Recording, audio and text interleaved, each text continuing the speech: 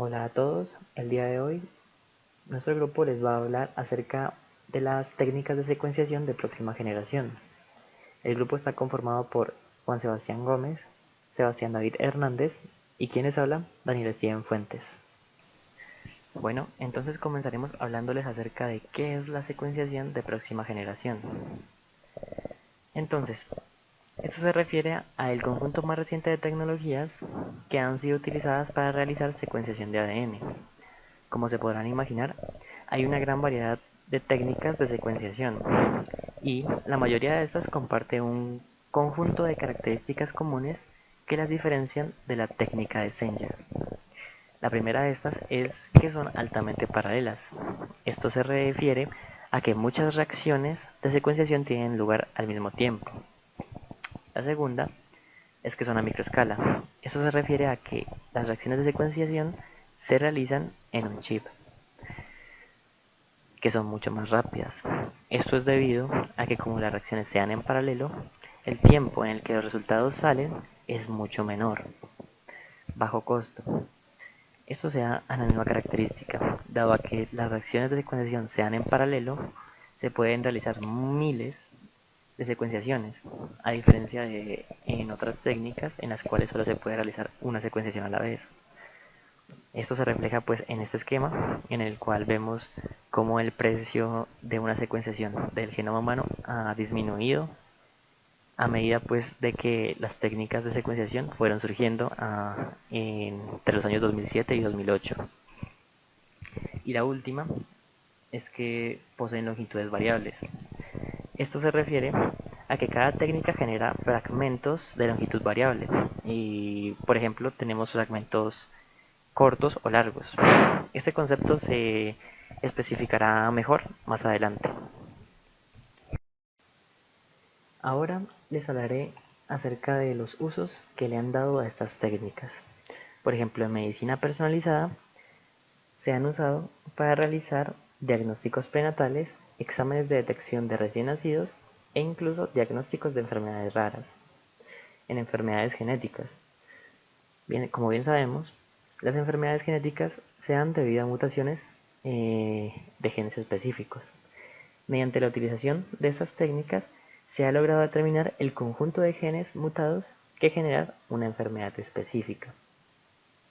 Y como herramienta de investigación, últimamente las tecnologías de secuenciación de nueva generación se utilizan para la secuenciación del genoma completo y la investigación de la diversidad del genoma. Bien, ahora hablaremos de los principales métodos de secuenciación de próxima generación. Entonces tenemos la pirosecuenciación, la secuenciación por síntesis, la secuenciación por ligadura, la secuenciación de semiconductores de iones y por último, la secuenciación de una molécula en tiempo real, o por sus siglos en inglés, SMRT. En este trabajo nos concentraremos en dos: en la secuenciación por síntesis, que es utilizada por la empresa Illumina, y la secuenciación de una molécula en tiempo real, que es la técnica que utiliza Pacific Bioscience.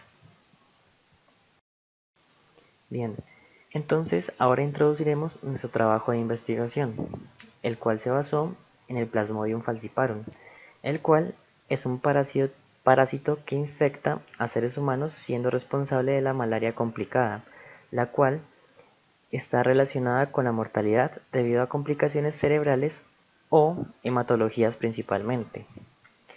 El genoma de este parásito se secuenció en 2002 mediante el uso de miles de PCR y secuenciado por tecnología de Sanger.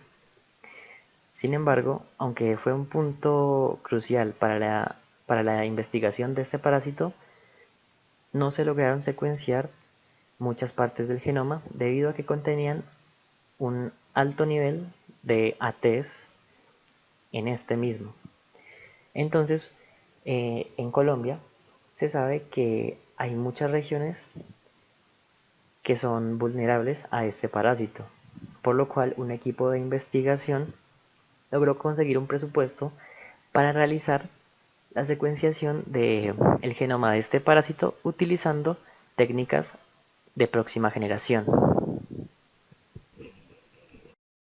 Entonces, como el objetivo de nuestra investigación, tenemos que a partir del genoma del Plasmodium falciparum obtener short reads y long reads mediante secuenciación por síntesis y SMRT, respectivamente, para que sea posible hacer un análisis confiable que aporte información al mundo sobre el genotipo y el fenotipo de dicho parásito en Colombia.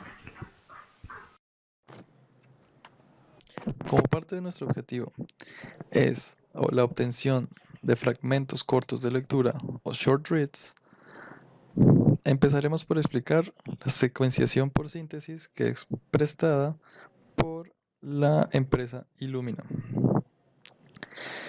A esta secuenciación también se le llama de segunda generación porque salió después de la secuenciación por Sanger. Esta, como dije antes, se caracteriza por dejar como resultado short reads. Además de eso, hace uso de nucleótidos terminadores marcados, al igual que en la secuenciación de Sanger, pero con la peculiaridad de que una vez tomada la lectura, se puede eliminar el grupo fluoróforo y desbloquear ese OH 3' en el carbono, dejando como resultado un carbono 3' libre para que pueda seguir la secuenciación y tomar otra lectura hasta que se una otro DDNTP. Esto lo amplificaremos más adelante. Esto solo lo estoy diciendo como una característica general de la secuenciación por síntesis. En cuanto a la paralelización masiva, esto hace referencia a que todos los procesos que se llevan a cabo en la flow cell, que ya vamos a ver qué es, se dan a nivel de millones y al mismo tiempo. Ahora veremos la metodología de la secuenciación por síntesis. Los primeros dos pasos de esta metodología son tomar la muestra y extraer el DNA. La muestra se tomará, en este caso, de nuestro parásito Plasmodium falciparum, que posteriormente será la extracción de su núcleo. Dado que este es un protozoo unicelular, el DNA tiene que ser extraído del núcleo. Luego de estos dos primeros pasos, haremos una preparación de la librería, la generación de clusters, secuenciación y análisis de datos. Ya veremos paso a paso de qué trata cada uno de ellos.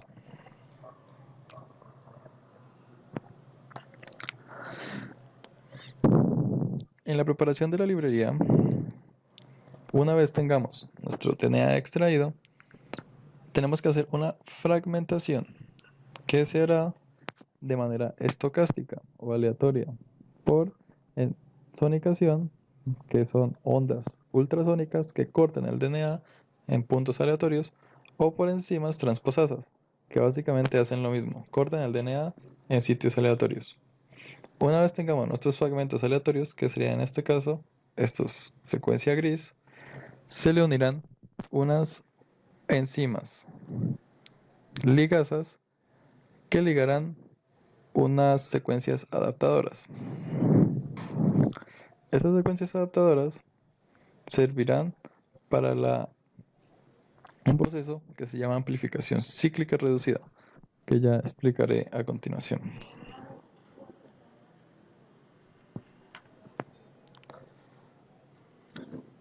La amplificación cíclica reducida hace una amplificación con primers afines a las secuencias adaptadoras azul y verde que vimos en la anterior diapositiva. Quedarán como resultado dos sitios de unión a primers diferentes. Entonces, esas secuencias adaptadoras se complementarán con otras que vienen para que una polimerasa se una en este punto y polimerice en este sentido otra cadena.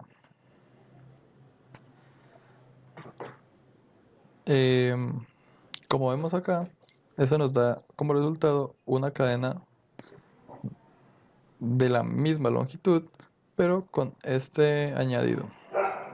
Luego sucede lo mismo, obviamente se elimina la más corta y se une otra secuencia adaptadora por este lado y se polimeriza mediante una polimerasa, obviamente una DNA polimerasa, en este sentido, dando como resultado una cadena más larga, que es la que nos va a servir para nuestro proceso de amplificación por puente que ya veremos más adelante.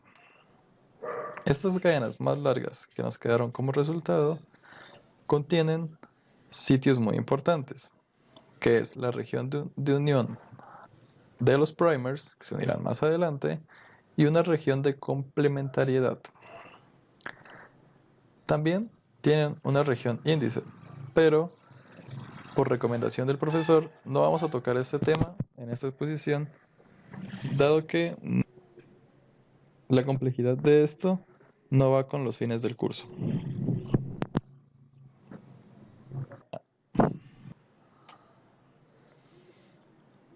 En la generación de clusters vamos a usar todos los pasos de la amplificación cíclica reducida.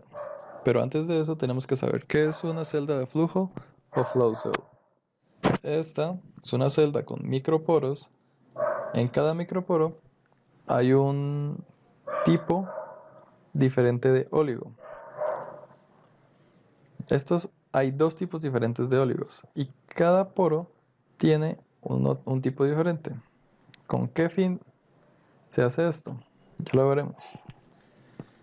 Se hace con el fin de que nuestra cadena ya amplificada se una al óligo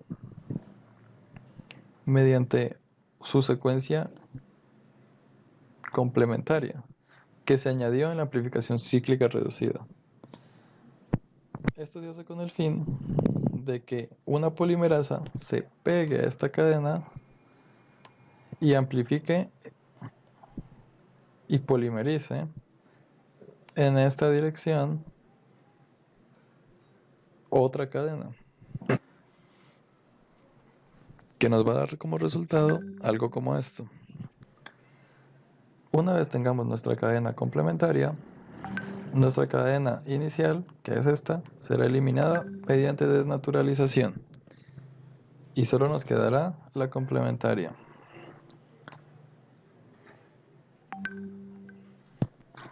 Esta cadena complementaria se unirá a un tipo diferente de óligo que hay dentro de otro microporo de la flow cell mediante su otra secuencia de complementariedad.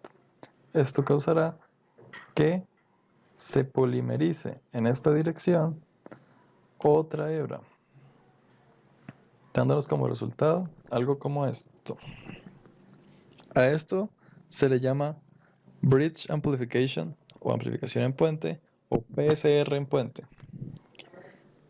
Estas dos hebras, una complementaria de la otra, se desnaturalizan formando dos hebras, una forward y una reverse. Nuestra hebra forward tiene dirección 5', 3', y la hebra reverse tiene dirección 3', 5'. Todas las hebras 3', 5' van a ser eliminadas y solo quedarán nuestras forward. ¿Esto con qué fin? Esto lo hacemos porque queremos que todas nuestras lecturas sean en la misma dirección para luego hacer un consenso. Ya vamos a ver cómo.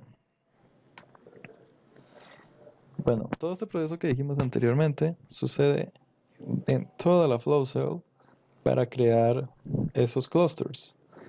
A esto se le llama amplificación clonal. Y cada cluster tiene el mismo fragmento de DNA, como lo vamos a ver a continuación. Si nos fijamos, aquí hay un resumen de lo que acabamos de ver. Cada uno de estos colores, de estas hebras con colores, es un clúster. Y ese clúster solo tiene el mismo tipo de DNA. pero dicho clúster no tiene la misma secuencia que tiene este clúster, porque ahí se hizo otra amplificación de otro fragmento de DNA.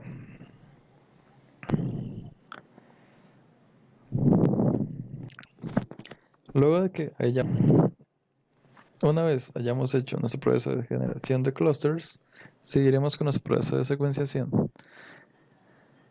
Este proceso, como dijimos antes, utiliza nucleótidos terminadores marcados con grupos fluoróforos.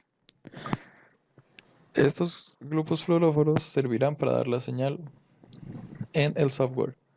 Entonces, al igual que en la secuenciación de Sanger, cada vez que un grupo fluoróforo entre en la cadena, parará la polimerización y se tomará la señal. Cada tipo de nucleótido dará una señal con un color diferente. Y en este tipo de secuenciación existe la peculiaridad de que cuando entra ese nucleótido terminador y se toma la señal, se puede quitar ese grupo fluoróforo y desbloquear ese OH libre en el carbono 3' para que pueda seguir la polimerización y tomar otra señal. Eso nos dará como resultado algo como esto: muchos colores y muchos desplazamientos que se deben al tamaño de dicha molécula. Y los colores se deben al grupo fluoróforo que se utilizó. Pero ¿por qué tenemos tantas señales? Esto se debe a que, como dije antes, este proceso está sucediendo en toda la flow cell al mismo tiempo y millones de veces. Eso genera una cantidad millonaria de datos que serán procesados a través de un software. Como dije antes, vamos con el análisis de datos. El software alinea los fragmentos cortos que ya obtuvimos según su similitud. Esto nos da como resultado una hebra consenso, que es esta que está señalada con la flecha roja. Esta hebra se puede comparar con una de referencia para así detectar variantes en un solo nucleótido, o Single Nucleotide Variants, o SNV. También se puede generar una cadena de novo mediante algoritmos. O sea, no es necesario, esto no solo sirve para hacer la comparación, sino para hacer la secuenciación de novo de una cadena.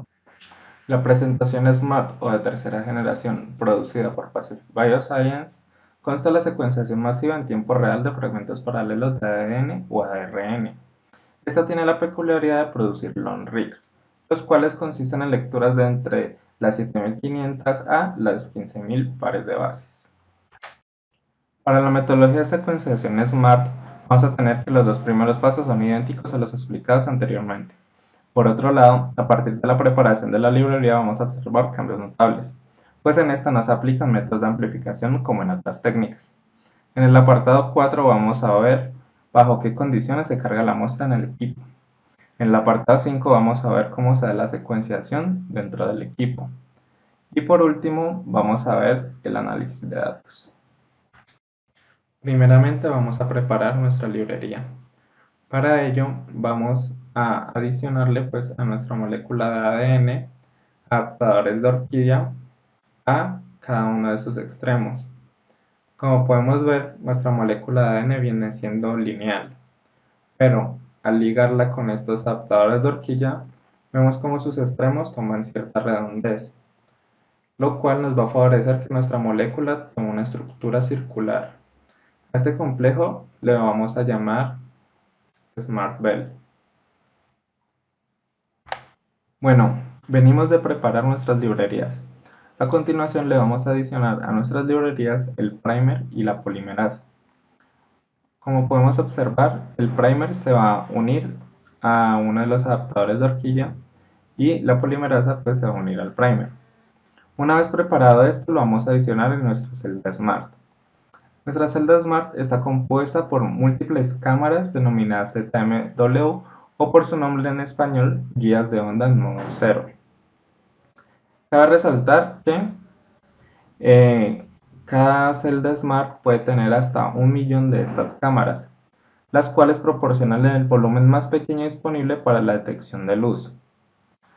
Asimismo, cabe decir que idealmente deberían ser cargadas exactamente una Smart Bell por cada ZMW para maximizar el rendimiento y la longitud de la lectura.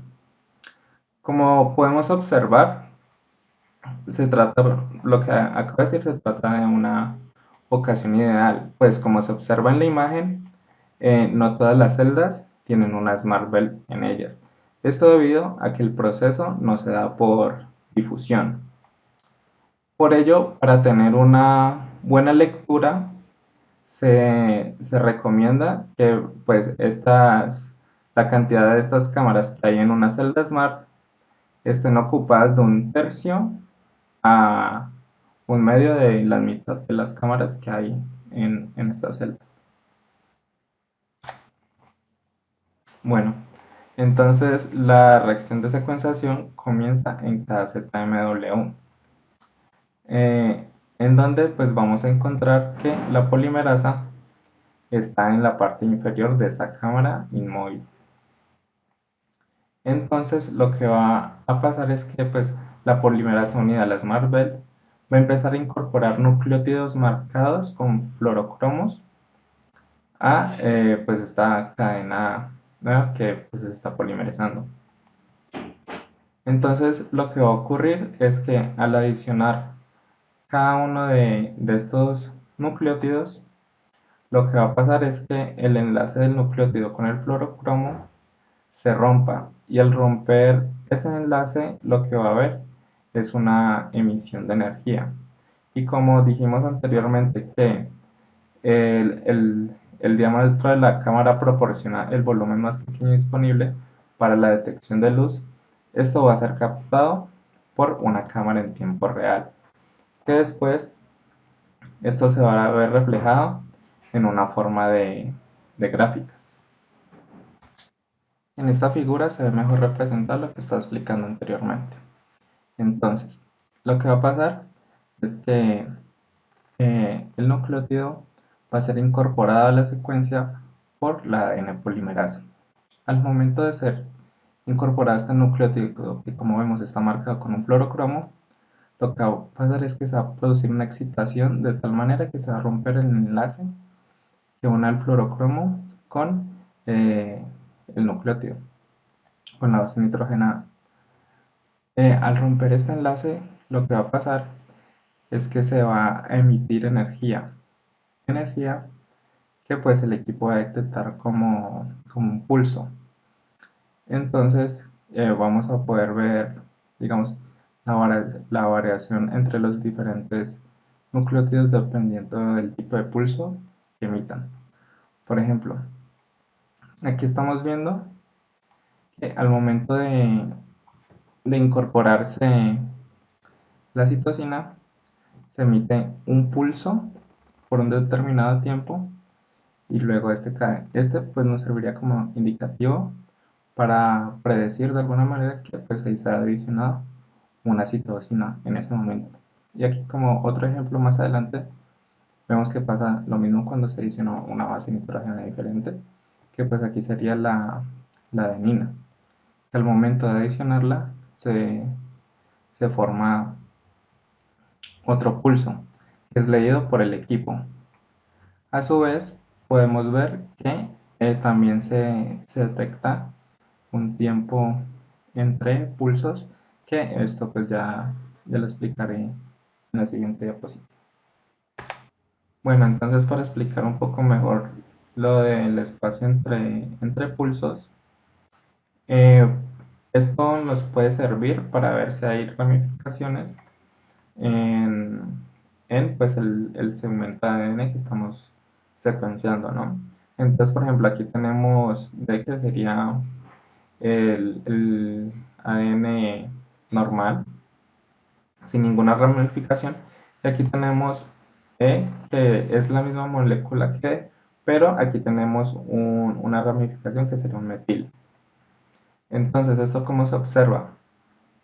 Que al momento en el que se le adiciona la polimerasa incorpora la timina, el pulso que emite pues es el estándar, ¿no? Pero cuando se presenta una ramificación, a la polimerasa incorporar el nucleótido, lo que va a pasar es que se va a generar un desplazamiento hacia la derecha, lo cual nos va a indicar la existencia de una posible ramificación en la secuencia de ADN. Y aquí pues como extra tenemos cómo se ve la placa del SMART cuando se está dando la secuenciación. Entonces, ahora les mostraremos un cuadro comparativo que se realizó entre estas dos técnicas de secuenciación por síntesis y secuenciación de una molécula en tiempo real. Entonces, la secuenciación por síntesis es una técnica de segunda generación y es pausada. Esto se refiere a que primero se tiene que hacer la amplificación y luego la secuenciación. Tiene un menor costo, es más lenta, produce short reads de entre 200 y 300 pares de bases y cuenta con un menor error que es aproximadamente el 0.9%. En comparación con la secuenciación de una molécula en tiempo real, que pues es una técnica de tercera generación, se hace en tiempo real, o sea, desde que comienza hasta que termina, el proceso no se interrumpe, genera un mayor costo, es más rápida a la hora de procesar los datos y produce long reads, que están entre alrededor de 7500 y 15000 pares de bases. Y pues esta cuenta con un mayor error, que está entre el 11 y el 15%. Bueno, entonces en cuanto a la solución del caso, partimos de la pregunta de por qué no se pudo secuenciar todo el genoma del parásito mediante la técnica de Sanger. Esto pues se debía principalmente al alto contenido de adeínas y timinas que había en el genoma del parásito. Esto sería como un ejemplo.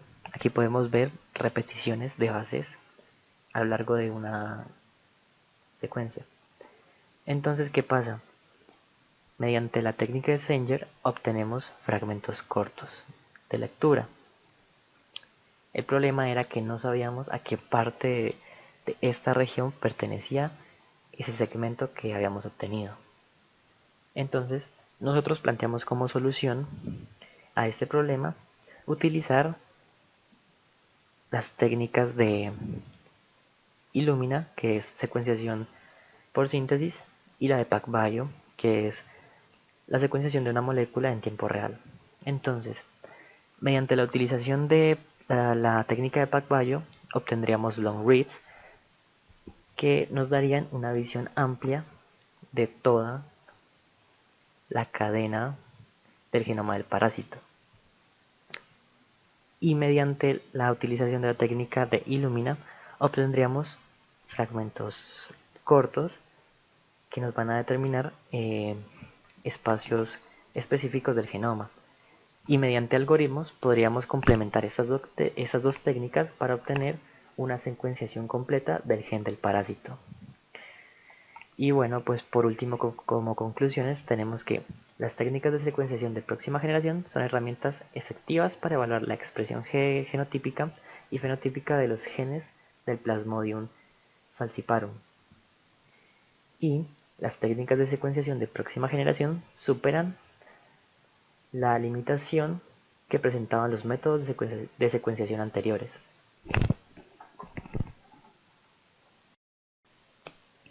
Y por último tenemos las referencias. Y bueno, eso ha sido todo. Aquí concluye nuestra presentación. Gracias por la atención prestada.